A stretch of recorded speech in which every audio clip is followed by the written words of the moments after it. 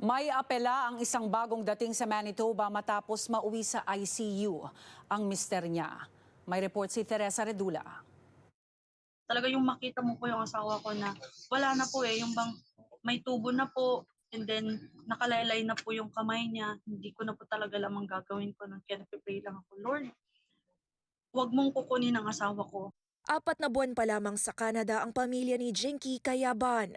Bagamat napaghandaan ang mga hamong kaakibat ng pagsisimulang muli sa ibang bansa, hindi sapat ang anumang preparasyon para sa tawag na kanyang natanggap noong katapusan ng Enero. Nung tumawag na siya, sinagot ko agad kasi nag-worried na ako. Then yun na, katrabaho na niya yung nakipag-usap sa akin. Sabi niya, ate, si kuya nahimatay. Sabi ko, gisingin niyo siya, baka nawalan lang yan ng malay dahil gutom or ano. Hindi te, wala na siyang hininga.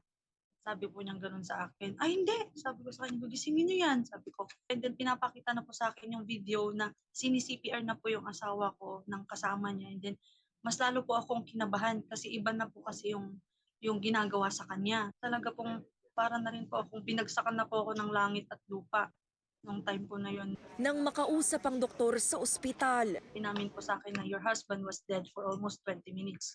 And then after that, after the shockwave, 2 times and then he came back. Sabi ko gano'n. tinamaan ang asawang si Nike Aldrin ng matinding problema sa puso.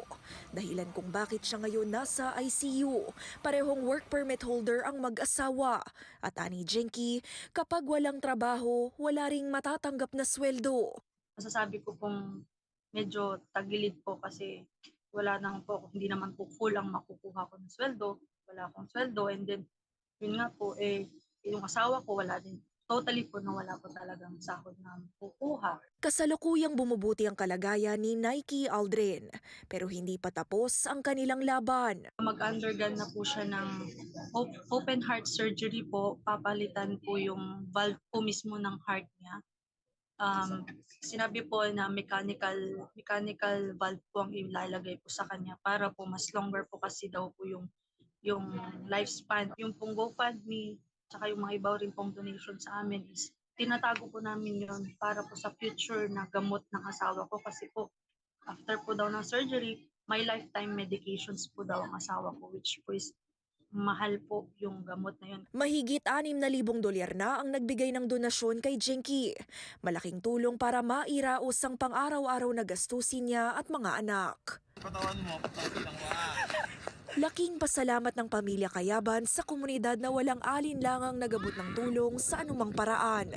Umaasa na balang araw, makakabalik sa dati ang kanilang pamilya. Nakatakda ang operasyon ni Aldrin ngayong Miyerkules. Kahit ito naman pong nangyari sa asawa ko is nagiging matatag po kami na mas lalo po namin mabigyan ng oras, pagmamahal ang bawat isa. Kaya sa mga kapwa ko po na Pilipino dyan na nagkakaroon man po ng mga pagsubok sa buhay, laban lang. Teresa Redula, Omni News, Toronto.